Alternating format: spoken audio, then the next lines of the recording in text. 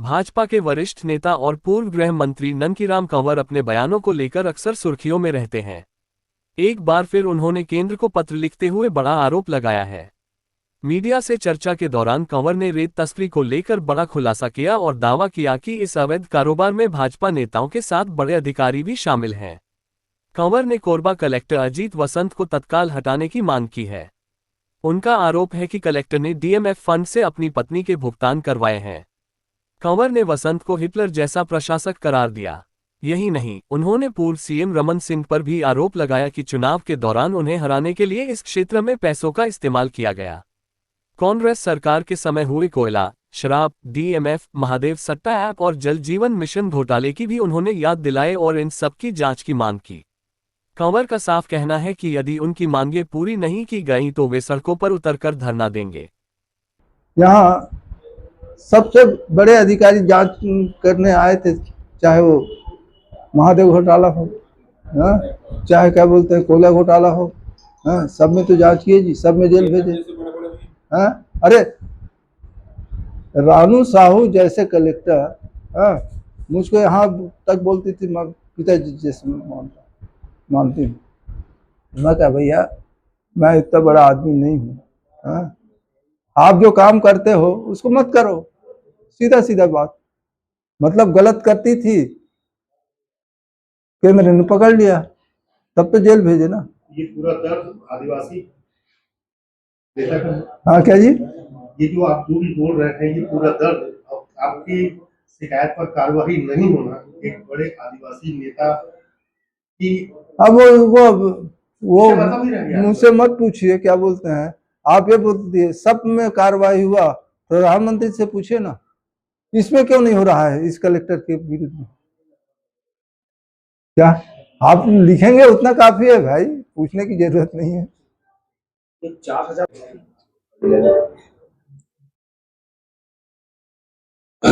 और ये खड़े इसलिए बोल रहा हूँ पेट्रोल मत बताना तो अभी फिलहाल नहीं सर कौन बोला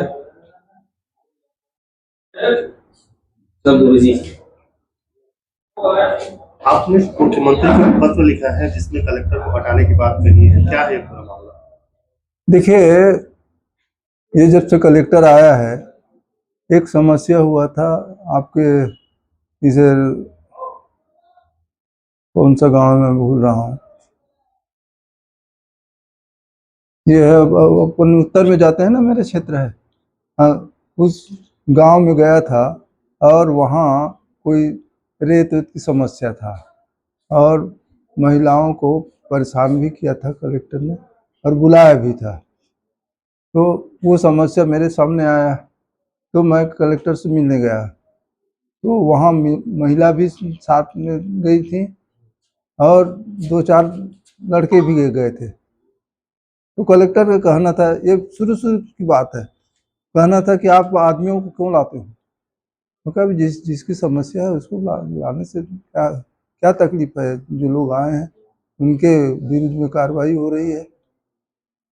तो खैर मैंने उनको उसी समय बोल दिया, मैं कहा सुन लो, आज के बाद मैं आपके ऑफिस में आऊँगा नहीं, आपसे मिलने नहीं आऊँगा, काम कराने नहीं आऊँगा।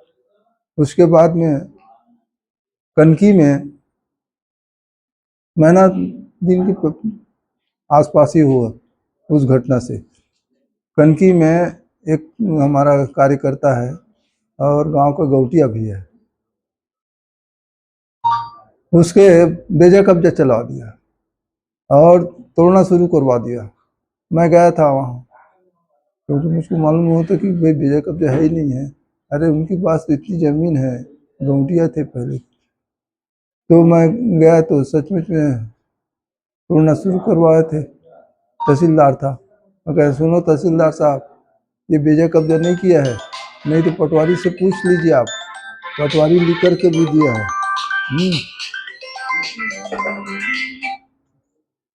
कि बेजा कब्जा उसका नहीं है। अब बोला बताइए, मैंने जरूर तहसीलदार को बोला, वो पेपर में भी आया था। मैं कहे कलेक्टर मिलेगा ना तो जूती आऊँगा। मैं बोला आज जाए, तहसीलदार को भी बोला बुलवा लो कलेक्टर कितना दम है। तो ये हाल है और आज सबको कहना शुरू कर दिया कि ननकीराम के जितने आदमी हैं उसके विरुद्ध में कार्रवाई करेंगे। और आपको ताजुब होगा, बरपाली का राइस मिल है, हैं? 3 ठो राइस मिल है एक ही जगह में, अलग अलग नाम से, बच्चों के नाम से, उसको बंद करवा दिया। और एक भाई का पेट्रोल पंप है, पेट्रोल पंप को भी सीज करवा दिया, बंद करवा दिया। ये हाल तो जो सामने कहता है तो करता है।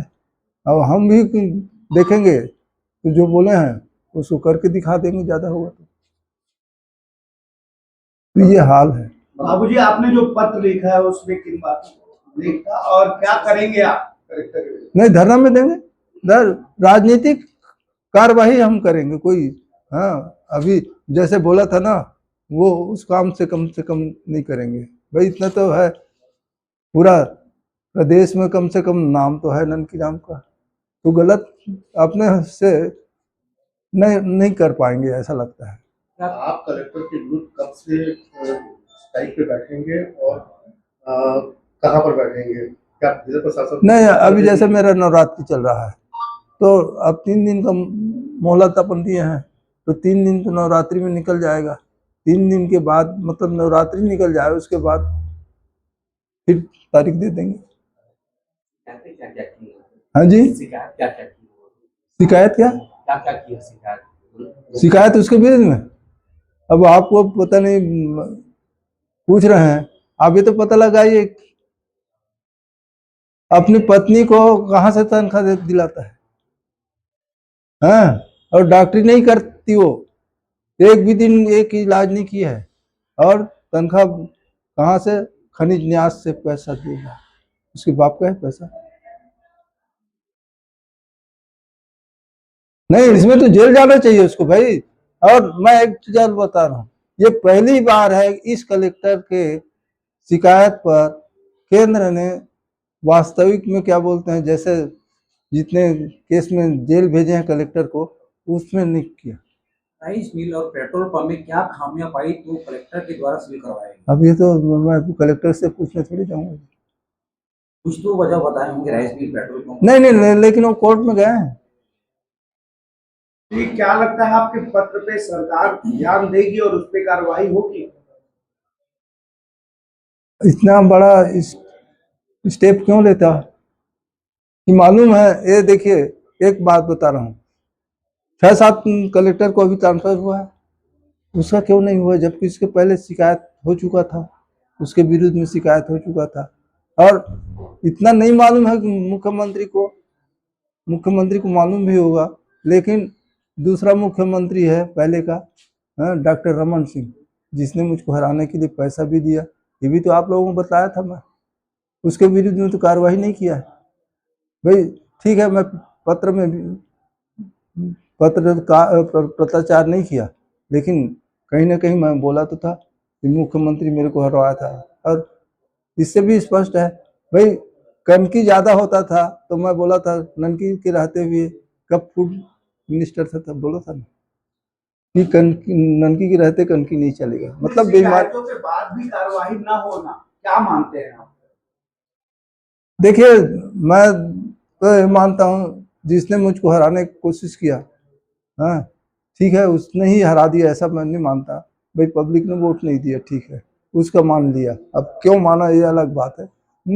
तो आज ये समझ लीजिए कि मैं कुछ भी बोलूँगा, उसको पब्लिक माने या ना माने, हाँ, आप लोग तो मान रहे हैं, तब सुन आए हैं भी। अगर आपकी मांगे पूरी नहीं होगी क्या कदम उठाएंगे? हाँ, अगर आपकी मांगे पूरी नहीं होगी तो क्या कदम उठाएंगे? और आप नहीं, धरना देंगे उसके यहाँ।